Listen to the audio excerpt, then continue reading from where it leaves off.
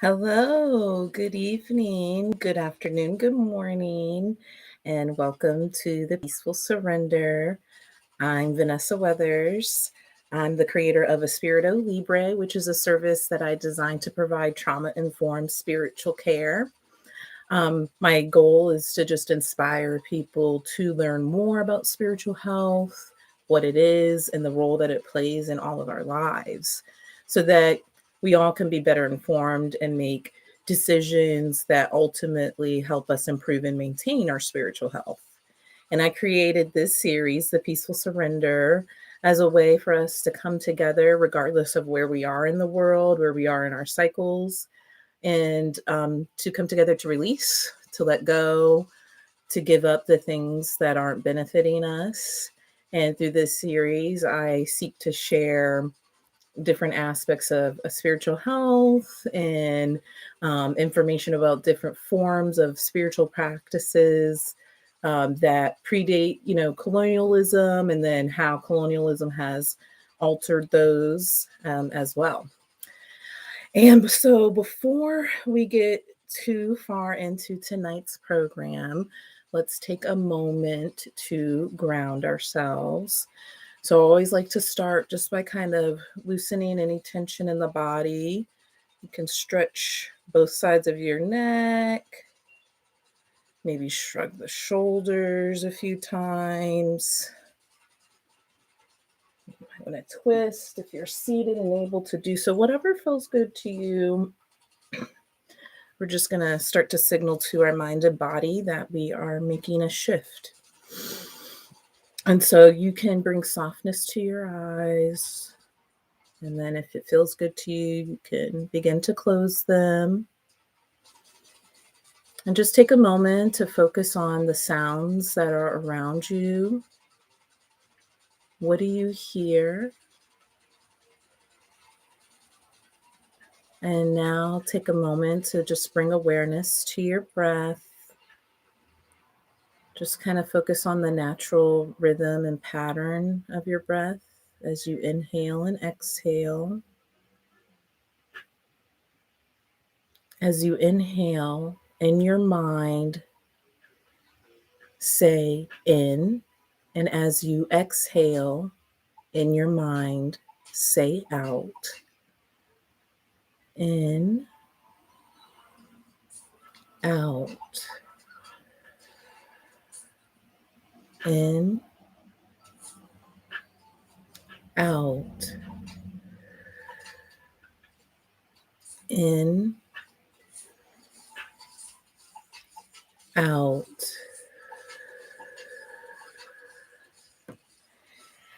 And so now that we're feeling a little bit more still, we can open our eyes and just anchor ourselves to our surroundings. All right. So, how have you been? I've been doing pretty good. Had a nice restful weekend and very excited for the topic that I've teed up for tonight. So I've decided to spend our time together tonight talking about identity. So whatever you want to refer to it as, identity, sense of self, self-expression, our true self, our essence. So what makes us who we are? Who am I and who are you? So if you were able to join me, I think it was for the first episode of the Peaceful Surrender series, I spent a little bit of time proposing different dimensions of spiritual health. And expression of self is hugely important to our spiritual health. I would say it's foundational to have the opportunity and the ability to explore who we are at our core is pretty much foundational to spiritual health. So I want to kind of like walk you through my thought process of how I've arrived at different things in my life or different understandings in my life just based on my own personal experiences, and then also just coming to an awareness, almost like a download of information in terms of, you know,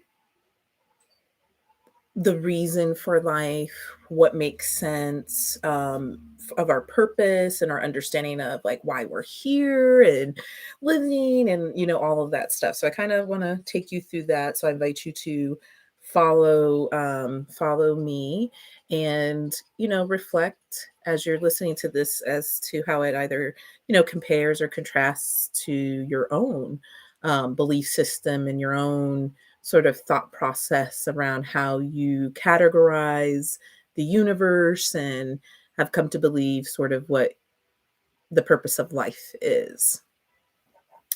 So, if we start with the understanding that each of us are here for a purpose, so we're going to go down that road. I know there's been recently an increase in the popularity that posits like, well, are we in a simulation or things like that. One moment, my son's in the room with me, so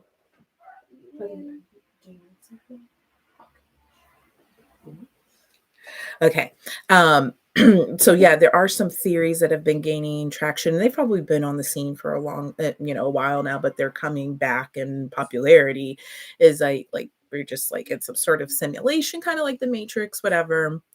So we're going down the path. We're going to set those aside for a moment. We're going to go down the path that we are here. We as human beings, every living thing in this universe, we're here for a reason. We're here for a purpose. And to be honest with you, it took me a while to arrive at even that. I never was one to believe that we were part of like a simulation or anything like that, but it took me a while to accept that I had chosen to live this life that I'm living now, that I had consented to having this human experience. Um, I used to say, oops, kind of lost my camera footing there. Alrighty. Woo, fun. All right. So, um, for the longest time, I was very resentful about the implication that, we made like as human beings, we've consented to return to this physical form. Because I'd be like, who would want to live this life? Who would want to live in this world? Who would want to have these experiences? There's so much pain, there's so much suffering. But simultaneously, I held these really strong feelings that I had had for forever, since I can remember, about me having a role to play in this world, and specifically around, you know, fighting for equity and dignity for all. Um, and so, I kind of had these competing beliefs within me, but certainly the belief around that I'm here for a purpose was more prominent in my being than, the other.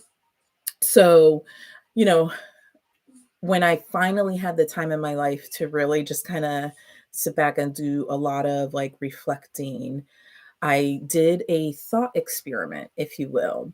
And so I started with because I like to think of myself as somebody who's logical, rational, and analytical. Definitely, I'm like, will show it, prove it to me, show me the facts type of person. So I started with what I, explicitly knew to be true, using science, right? That we are energy. Like everything in this universe is made up of atoms, these little packets of energy. We've even discovered that we as human beings have energetic fields that surround us that interact with other energetic fields, and we can influence each other's, energetic fields. So that I knew to be true for a long time, just through education and all of that. So if we are all energy made up of the same things as the rest of the universe, then it's not too far of a leap to understand that then what happens to us when we die, when our physical forms cells dies, where does all that energy go? If it's been proven that energy cannot be destroyed, it can only be transferred or transformed, where would that all go when our physical forms die? So not too far of a leap then to understand that we have the ability to reincarnate and have multiple human experiences. And so, with that understanding, then I asked myself, why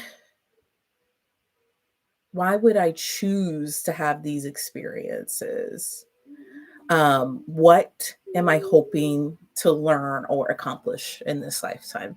Because again, I was like, this is for the birds. Like, who would want to, if you were a spiritual being capable of like literal manifestation, not in the physical realm, but like in your spirit form, you can manifest, anything. You can build like worlds and all that. Why would you choose to leave that behind and have a human experience, especially with the way the world is today? So I had to really sort of step back and ask myself, well, okay, why would you, what would make some entity choose to do that? And if anything, any feelings I have about my self exists, the one that is very strong for me is I do trust like myself. I do trust that I have my best interest at heart at all times and have that at the forefront of my mind when I'm, making decisions. So I know I wouldn't sign myself up for something, whether in my spirit or physical form, that I couldn't handle, that I couldn't cope with, that I didn't think that would be ultimately in my benefit to experience. Um, and as I started to adopt more of that mindset versus the mindset of, I didn't sign up for this, more things started to make sense with using that perspective. More things started to make sense as to why I had certain experiences and why I had to go through the things that I've gone through. Um, and in a way, it made me feel very powerful once I had that knowledge, even though I'm still extremely hindered by many different systems in this physical realm. Just the knowledge that, I did consent to this experience. I am here to learn certain things so I can understand my purpose. And, um, that made me feel incredibly powerful. Um, you okay, buddy? So, yeah, that was a thought experience I did to myself where I felt like I was just at this crossroads in my life where I needed to make more sense of my universe and my beliefs and further refine them. And so that thought experiment really helped me. And as I said before, in the end, it just gave me a sense of power that I hadn't felt in a very long time, if ever, honestly. Um, so if we understand or we agree that we are in this life for a purpose, what is that purpose, right? So our purpose is not always clear to us for many reasons. But one I want to focus on tonight is the fact that in order for us to become aware of our purpose, we must have opportunities to express ourself, to form our identity, to use emotions to connect with others, but not lose our personal identity. So, no pressure to conform, right? So the world we live in today is very big on uniformity, conformity. Any deviations are defects and must be removed, in essence, right? Is the sort of overarching mentality of the world. So it's really hard, one, to understand yourself if you don't have opportunities to express your identity, as you're growing up, right? As you're having this human experience. And the ideal state is that we would, right? That's how we would ultimately land on who we are to our core, the essence of self, spirit, again, whatever you want to refer to it as. And by having those opportunities, we become grounded and rooted in self so that as we engage and interact with others, we're able to make emotional connections, but still maintain our personal and individual identities. Today, it's not like that at all. It's very an emotionally manipulative environment where you have to, in order to make emotional connections, you have to sacrifice your sense of identity. A lot of times you have to conform into these social norms that are often established by the dominant culture. And I've recently come into like several examples of this, um, especially as it relates to the neurodivergent world, right? So recently saw a video where this person who self-identified as extremely allistic or neurotypical is another term. So this person is not autistic and considers themselves neurotypical. Um, Opened it up to their audience to answer any questions from people who identify as autistic around certain behaviors of neurotypical people. And one question she got asked was around why aren't neurotypical people direct? Why do you beat around the bush a lot? And so, you know, one, I think it was like incredibly generous of this person to put themselves out there like that and make themselves available and open for like, questions around that. So kudos to them. Their name on TikTok, which is where I watched this video, is called Domestic Blisters. Funny take on domestic bliss, but domestic blisters. And so she was just kind of explaining that, like, from the point of view of the neurotypical person, and used an example of having to ask for a ride to the airport. And so instead of just coming out and saying, "Can you give me a ride to the airport?" they would say something like, "Oh man, I just don't know how I'm going to get to the airport." And then put sort of the burden on the other person to infer that they were nudging them to offer to take this person to the airport. So, and I'm very aware of these dynamics that they have existed. I've experienced them a lot as someone who tends to prefer more direct communication, and for people to just like just be clear with what um you're saying or you're asking for or whatever. I would just chuckled at that, and went into the comments section to see what the discourse was from other perspectives of neurodivergent people. And they were like, wow, that seems like so much effort to have to do that song. I call it a song and dance. It's like, instead of just like walking up to somebody, it's like I would these people are so worried about the other person not liking them, is essentially what was at play, which she explained. It's like their anxiety is like, well, I don't want to like come off as like entitled and demanding. So I'm just going to kind of like passively ask for this thing. Um, and so it got me really thinking, because I've thought a lot about this over the years. Um, yeah, so I started thinking, about different like encounters that I've had, and it just so happened that Saturday night I met up with this group that I started for Black women in New Hampshire. We had dinner at a Black-owned restaurant in Nashua called Caribbean Breeze. Shout out to them. Food is amazing. Check them out.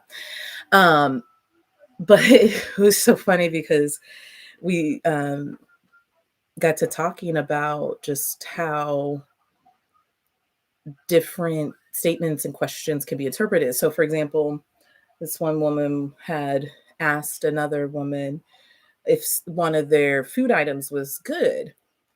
And the woman was like, "Yeah, it's really good. It's really good." And then, well, how is it seasoned, right? And she's like, "Oh, it's seasoned great, right?"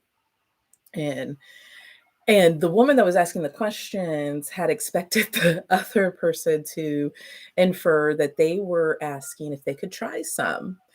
And so we got a good chuckle around it because I said, "No, I would have responded the same way. I would have just assumed that you were literally just curious about how it tasted and stuff. But if you didn't ask me if you wanted some, how am I supposed to know you want some, right?"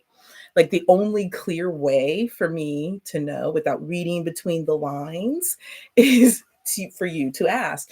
And I've never once thought, if when somebody has asked me to try something on my plate, I've never been like in my head, "Oh God, they're so rude."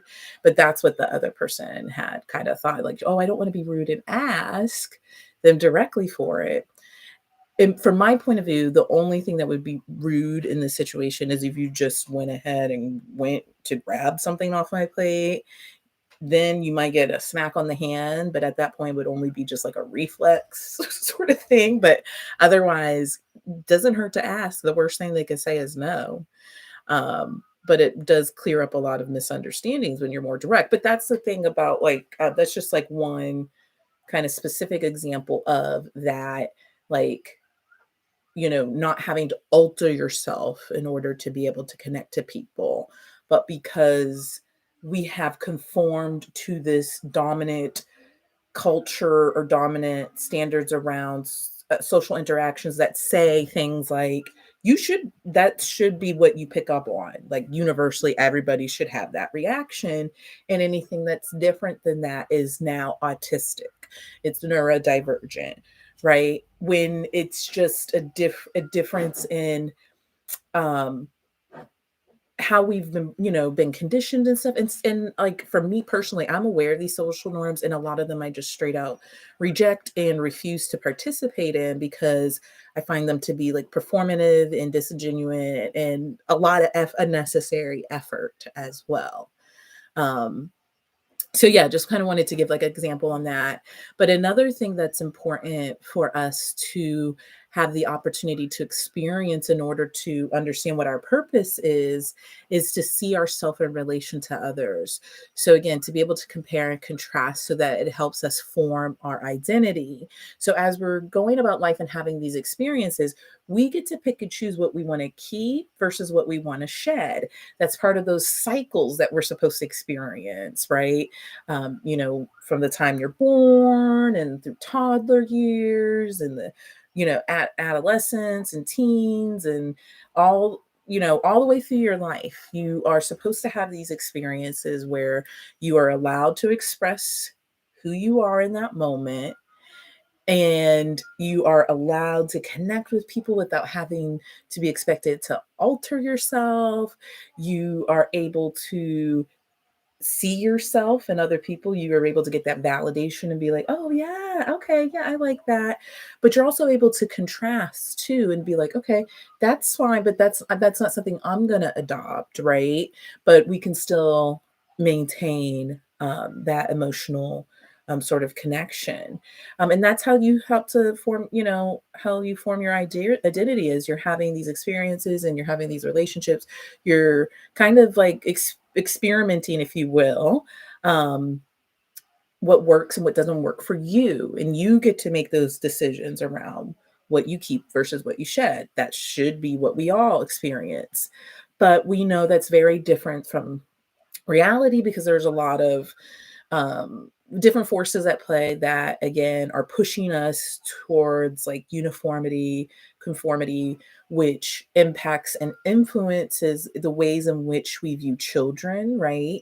Um, there's a lot at play within childhood that really the aim is to mold children into these standards that are or to these boxes that are very narrow and limiting and really don't capture the wide variety of personalities and learning styles and spirits that exist in this world. And so it starts even then where we're like asked to maybe shed stuff that we want to hold on to. We're demanded, not even asked, like demanded and forced to shed aspects of self that we want to hold on to, or even on the opposite, keep things that we're like that's not serving us, but I'm expected to hold on to them because it's serving other people, basically. And I'm sure you could think of like a few examples of where you've experienced that in your life as well. Um, so yes, so if we're going to understand our purpose, what we've been called here to do, what do we sign ourselves up for in our lifetime? What did we hope to accomplish and learn and fulfill? And usually not one thing, right? It's usually many things. We are more easily able to learn about that if we have. So if you take a little time to think back on your own life and whether or not you consistently had opportunities to do or participate or experience in the things that we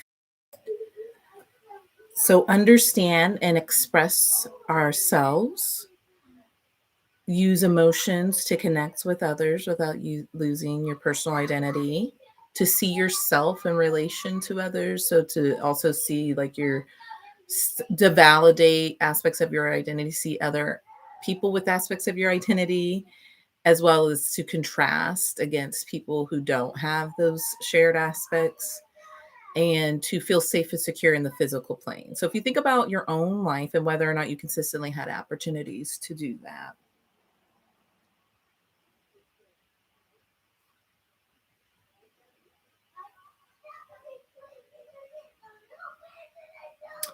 So one activity that I'd like to guide us through tonight is sort of a reflection prompt. And for me personally, I'm going to take the time to write my thoughts down. But what I really want to encourage at this time, at minimum, is to just kind of think about this question deeply. Take time to really sit with it and don't feel compelled to form full and complete thoughts. You can have abstract sort of thoughts, incomplete, fractured, sort of just flashes of images. It's all of that is valid. So I don't want you to stress yourself out by thinking you have to come up with some sort of dissertation response to this question. You might hear a piece of music comes to mind, see an image in your mind, have a feeling, maybe even experience a smell of some sort. Um, for me, I'm going to take the time to write it down because I want to be able to look back on it in the future and see maybe how this changes over time. And so, having said that, I'm going to pose a question for us to think about, spend some time thinking about. And that is, who are you when you're not performing for anyone else? So, I'm going to play some music and we'll listen to this song. And then at the end of the song, we'll wrap it up, bring it to a close. And not that we're going to be able to discuss, but we can, I'll kind of share at least what I have thought of. So, again, who are you when you're not performing for anyone else?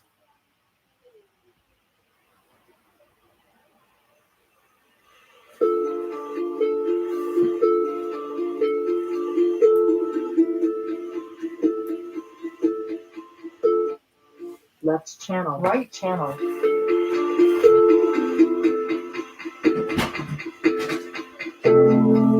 Solitary on this thing. Solitary on this thing.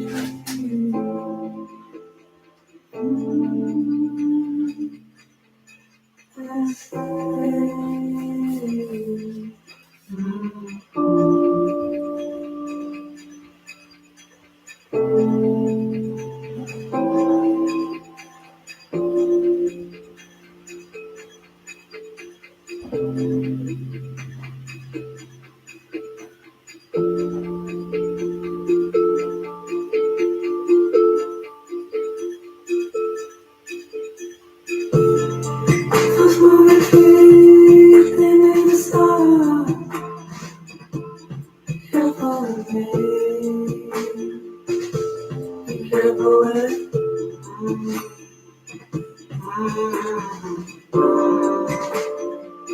Jump with me.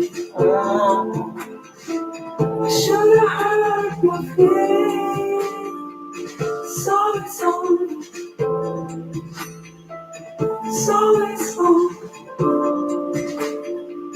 should have heard your need. Sorry,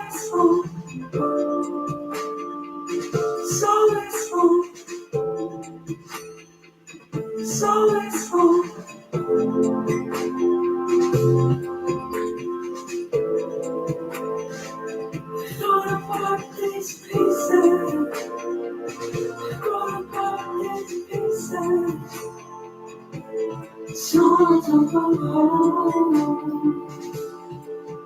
Tell me love. Tell me love.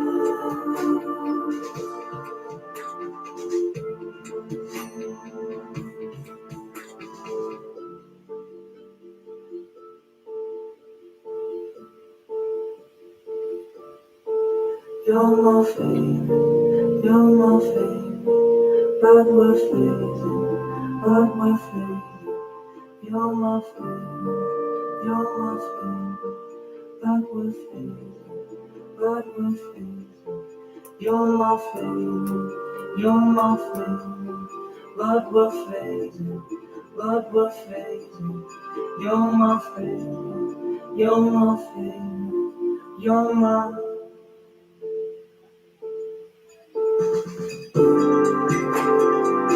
There's something to break apart. There's just broken apart. There's nothing to shake this heart. There's just a break apart. Should have heard your feet. Should have gone. Should have heard your feet. Should have gone.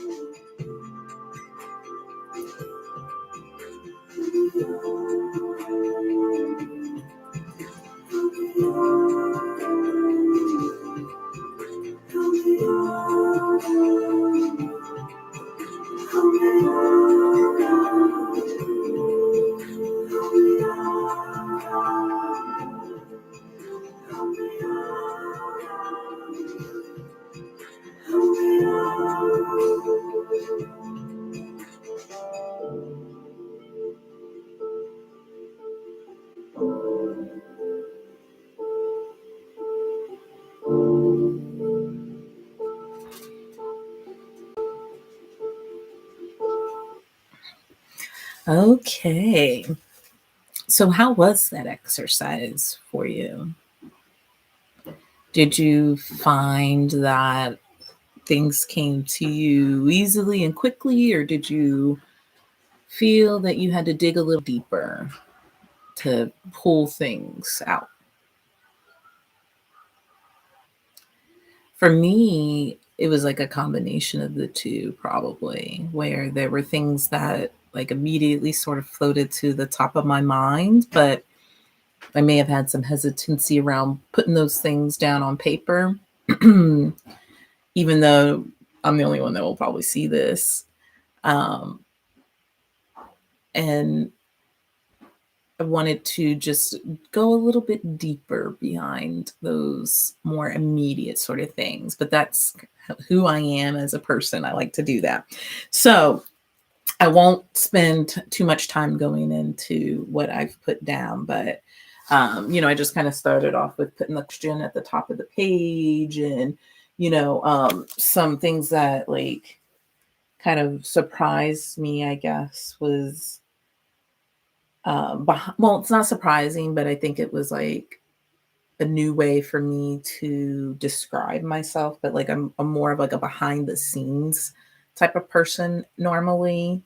Um, for some reason, flat came to mind, but it's just kind of, I think that's what like visually comes to my mind um, when I think about like somebody like that's just like a flat body of water, steady, just kind of neutral, right? I strive for balance. That I want to be kind of like balanced in many ways, not like standing neutral in oppression sort of balance, but like just in terms of how I approach things, the energy that I bring to things. So, and then I also wrote down no one and started to go down this whole path of like, you obviously physically we exist, but like, do you exist if you're not being observed?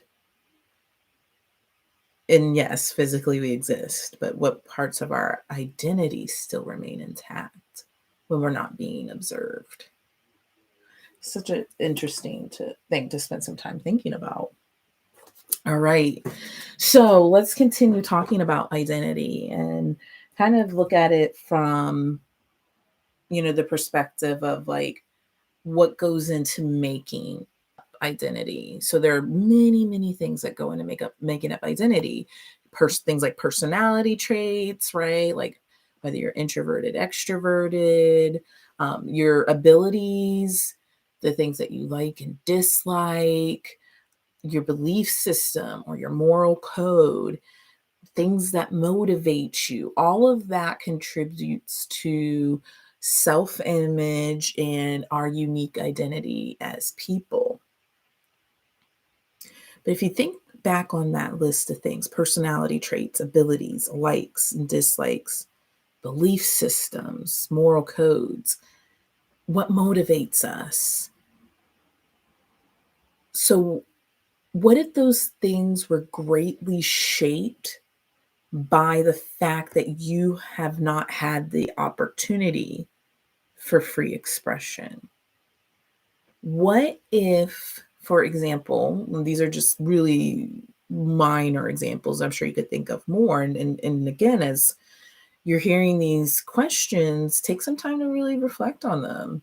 But let's say, for example, what if early on in your life you showed an interest in something or had a natural inclination towards something, but you were told that it wasn't for you because of your gender or your race or the way people perceived your abilities or inabilities? How do you think that would influence and impact things like your personality, like your abilities, your likes and dislikes and belief systems?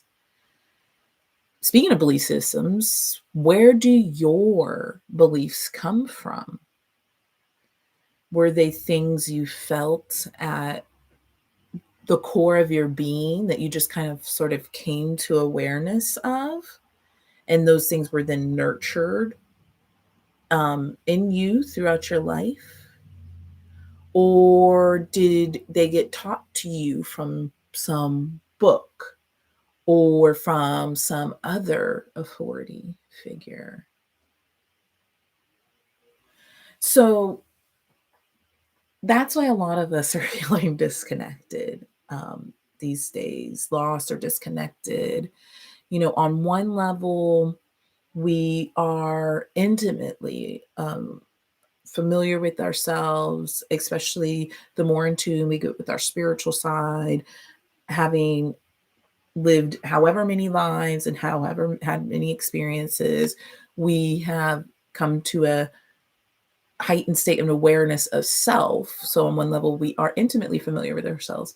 But then, on another level, on a physical level, we are very much strangers to ourselves because we've not had the opportunities to really express our true essence, our spiritual selves in our life, in this lifetime, in the physical um, realm, so that we can understand our purposes, right? So as I mentioned earlier, an ideal sort of situation, we would have had the opportunity to have a variety of experiences, being guided by our community, but not being restricted or pushed to conform.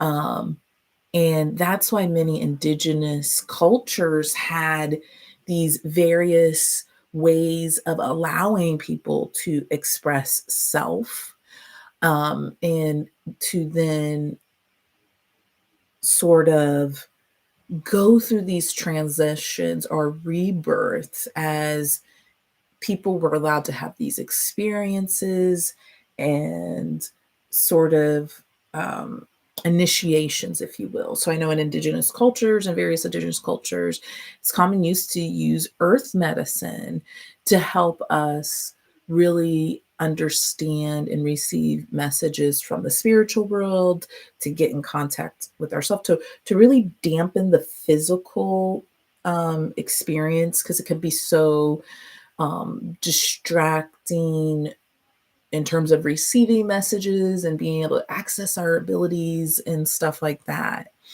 And so during these ceremonies, these were additional ways that members of indigenous communities were able to sort of explore self, get confirmation and guidance, as well from the spiritual realm, in terms of what did I sign up for, right? What's my mission? What am I hoping to accomplish in this lifetime? Um, but unfortunately, for many centuries now, very few people have been afforded the privilege of choosing their identity. Instead, many of us have just simply internalized views, whether those views came from our parents or family, or and or from the dominant cultures, which I think is hugely at play in our world today. And when these values that are being pushed on us don't align with what is authentically us, what feels good to us at our core, um, we're going to have unfulfilling lives, right? It's going to feel like you're going through the motions, like you're having that out of body experience, like you're very disconnected and lost. In contrast to people who are able to have those opportunities to form their identities, to express themselves, to make decisions around what to keep versus what to shed, live extremely fulfilling lives. So, if you are on a journey to find yourself, to really understand who you are when you're not performing for anybody else, who are you at your core? Um, the first One of the first steps you want to do is to become aware of all of those factors that have shaped who you are today. And that's not to say that who you are today is not necessarily like who you are. You could have been somebody else or whatever, but it's to return the power to you in terms of decisions around what you want to keep versus what you may want to shed. And I understand that even though you may decide to keep or shed something, there may be aspects of society that says otherwise, right? Where it might put you in danger, to express your identity. And so I just want to call that out. And um, one, just express, like, you know, I'm with you through that in heart. You know, there are many aspects of my identity that absolutely affect the way that I can, live my life. And so I most certainly empathize, and um, I encourage us to still find ways, even if they're very small ways, of being able to still express that. And I just, again, they don't have to be these hugely significant stands. That's awesome. That's great too. And I want to encourage you to do that. And if that's your goal, I'm here to support you 1000% with that. But then even little ways, like whether you are like, you know what, I'm not going to participate in this social norm anymore. Like just different things I've come to let go of around, like, I don't really care what people think of me if I'm going to go out in public wearing sweatpants and a head wrap. Like, they can think whatever they want. That's my small way of sort of protesting and standing firm in, like, that I'm just rejecting that, right, as a social norm. So, I encourage you to find, even if they feel small, ways of expressing self. So, yeah, take some time to identify and name those external factors that really played a role in shaping who you are today. A tool that's really helpful in doing this is called an identity wheel. If you just go out and do an internet search of that term, you'll find different templates and stuff like that.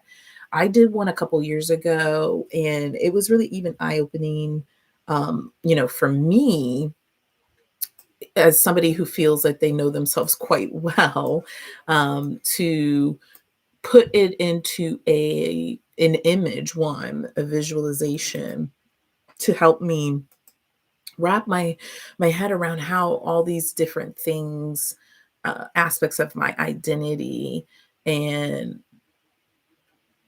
sort of the way the dominant culture views them, how it has shaped who I have become today.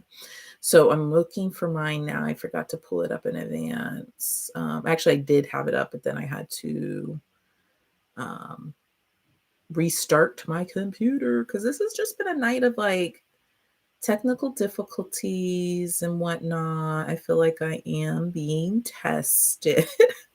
No, it's all good. This is life. Things aren't perfect. You gotta just kind of roll with it and keep it pushing. Okay, I found it. So, yes, identity wheels are really good ways of um, kind of assessing those external factors here. So let me just wait for this to pull up.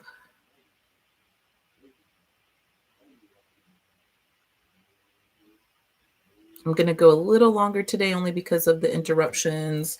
And then for the recording, I'm going to try to go back and edit out some of that stuff. But okay. So I wish I could do it like a screen share. I know there's another platform that I can use to do that, and I'll work on learning that so I can use it in the future. But the one that I did was like, it's a dimensions of diversity type of one. So there are 3 dimensions. There are core dimensions that are central to our personal experience. They have sustained influence in our lives, and are often the dimensions that we most clearly identify with. Many of these dimensions are unchangeable, reflecting how we were born, though some may change over the course of our lives. So some examples are age, diverse ability or disability, mental health, economic background, ethnicity, race, heritage, cultural background. So those are core dimensions. Um, Secondary dimensions are critically important to determining our identity, and but we have a greater degree of control or self-determination to change, which is not as present in the core dimensions. So things like your appearance and body type, your citizenship status, educational background, family influence, and life experiences. And then for this one, it was because it was in the context of work. This one layered in employment, which I think is important, especially because we do spend an unreasonable amount of time, especially in the United States, producing and working. So it had these employment dimensions, which are these dimensions contribute to how we experience our time at our place of employment.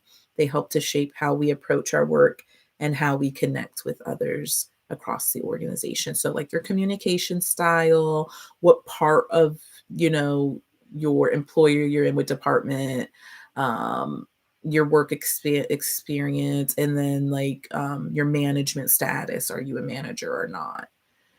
So this is very helpful because, like, I'll just go back to the core dimensions one for me. So some things that are there are like race, your sexual orientation, your nationality, your socioeconomic class status, your ancestors, your lineage. So it's like for me, I'm black, heterosexual, grew up lower class. I'm the descendant of enslaved people. I have had depression, anxiety. I was raised in a religion that focused on apocalypticism, so like the end of the world. I'm a cisgender woman, English speaking. I'm a millennial. I'm an introvert. For secondary dimensions, what I have is like unmarried. I'm a mom. My educational background. I like nature, stuff like that. My body type and um, you know, for employment dimensions, these have since changed, but this is when I was working in the corporate world. I was very focused on design thinking, human centered design. I worked from home. I had been with the organization for like 18 years. I was in the customer office of the organization at the time. So all of those things are going to shape and play a role in how you show up and, the person that you are today. But by going through these different aspects of self and taking the time to sort of think about like what were you experienced with these things, and really pointing at the ones that were like the most restricted or limited or oppressed for you.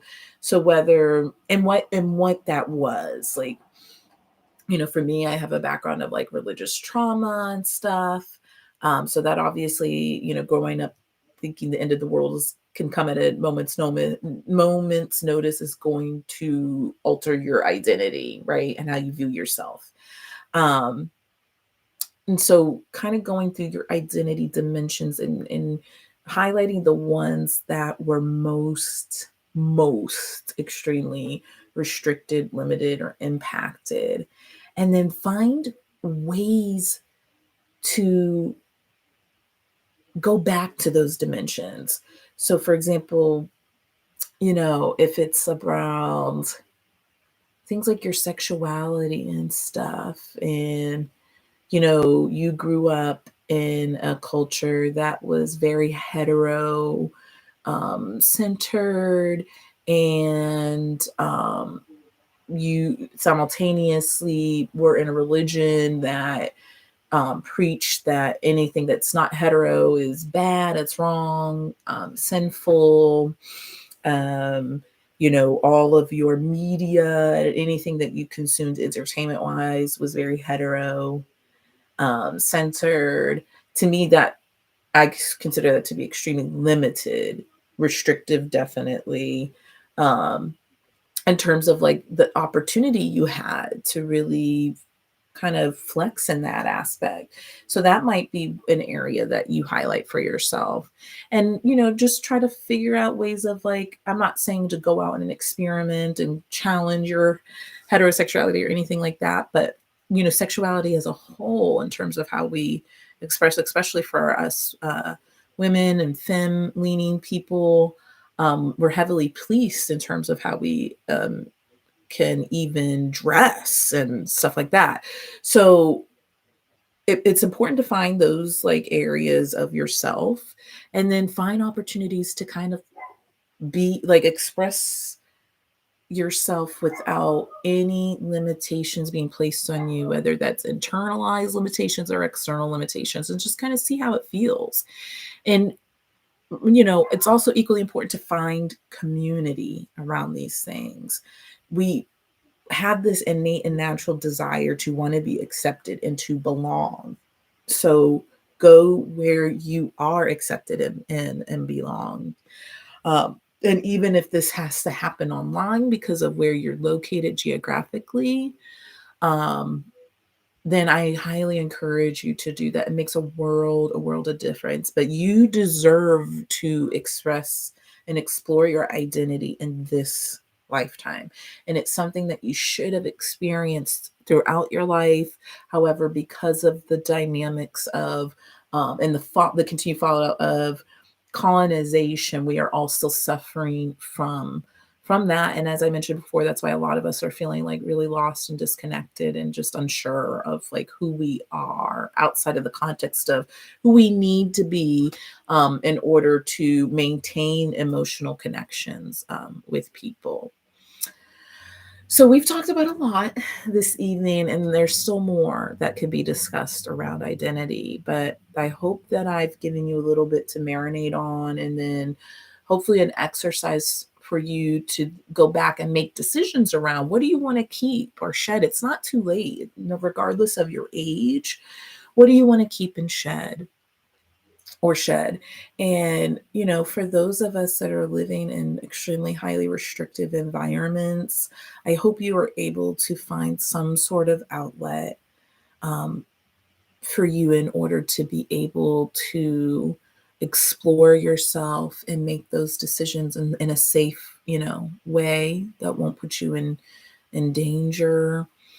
Um, and just know that you are in my heart, and I am creating the space for you energetically to be able to express yourself. And I am hoping and wishing and doing everything in my power to make it so that we do not have to have these fears, hopefully in our lifetime, but, certainly going forward. So that's really what is behind my work through Espirito Libre, is just hoping to change the hearts and minds of people so that we can live a life that's more conducive to our nature and our spiritual selves.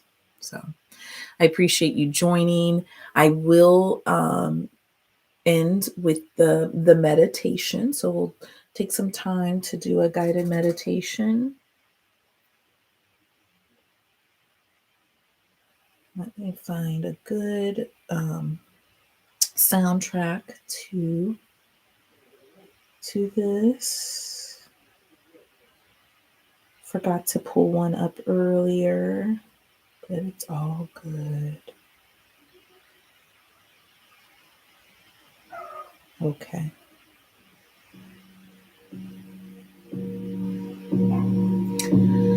Okay, so first go ahead and get yourself into a comfortable position, one that allows you to breathe normally with no restrictions. And go ahead and start to focus on your normal breath.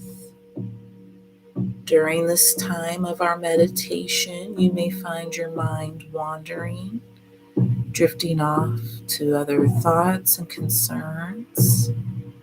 Once you notice yourself doing this, just go ahead and gently redirect your attention back to your breath and focusing on inhaling and exhaling. And just go ahead and swipe that thought away as if to say, not right now. So go ahead and bring your attention back to the rhythm of your breath. Inhale and exhale. And as you continue breathing, bring your attention to your physical body. We're just going to do a scan of our body to find those areas of tension where we may be holding on to stress or trauma. We're going to work on releasing those. So as we do our scan, if you do find an area that's tight, What I want you to do is to breathe into that area. And so on the inhale, I want you to imagine a pure white light entering your body and going to the area that has the tightness. And then as you exhale, I want you to imagine the tightness leaving this area of your body and just drifting away from you into the atmosphere. So we'll start at our toes, going ahead and just scanning for any tightness and making our way up through the rest of our feet, on up our legs, through the thighs and the hips. The hips are an area that often hold on to tension, so pay special attention here. And again, continue to focus on your breath. Inhale and exhale.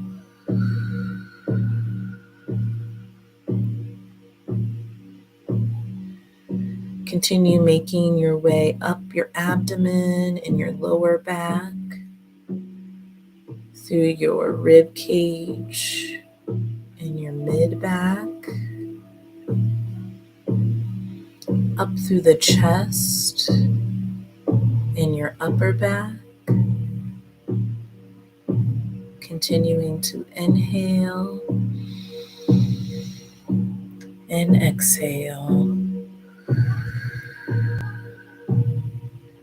Moving on up the neck, jaw, over your mouth and your ears, through the area of your eyebrows and forehead, and on up through the top of your head.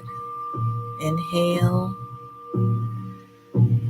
and exhale.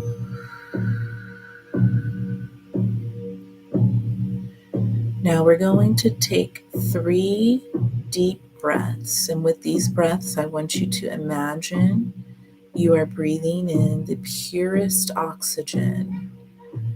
And breathe in deeply through your nose, filling your lungs and your belly.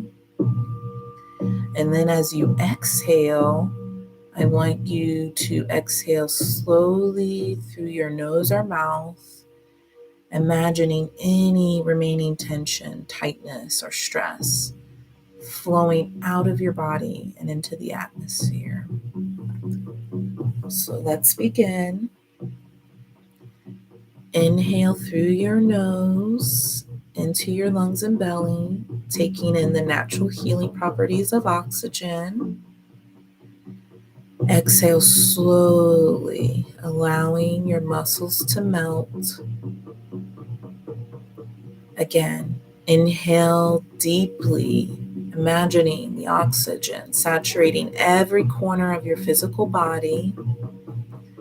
And exhale slowly as you settle more deeply into your space. Okay, one last one. Inhale deeply, feeling your entire physical being expanding as if it were a balloon. And then exhale slowly and allow your entire physical body to surrender any remaining tension. Now take a moment to feel the weightlessness of your body. Continue to swipe away any intrusive thoughts. Remind yourself that there will be plenty of time to think of those things at another time if you want.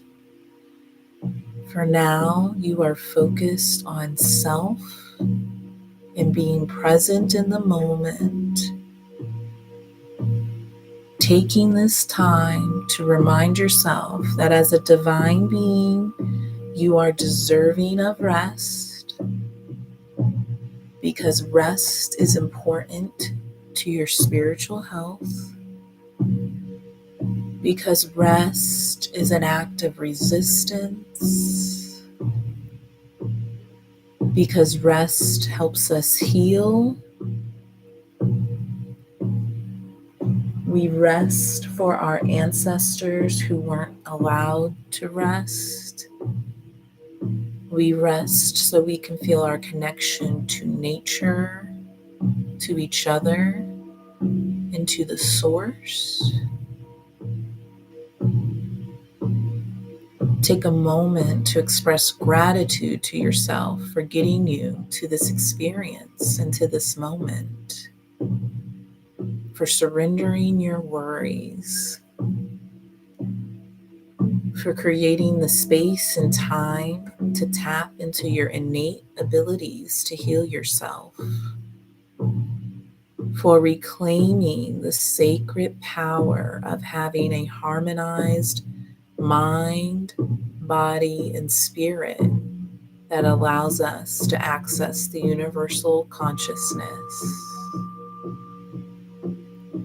And when you're ready, begin to bring yourself back to the here and now by anchoring to my voice or to the music or any other sounds in your environment.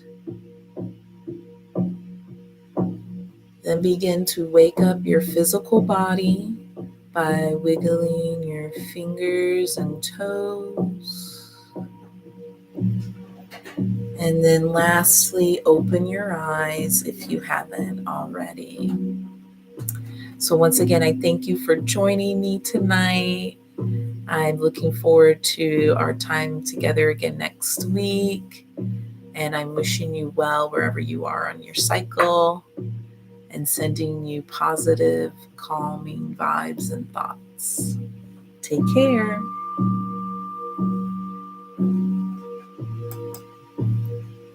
Hi, sweet boy.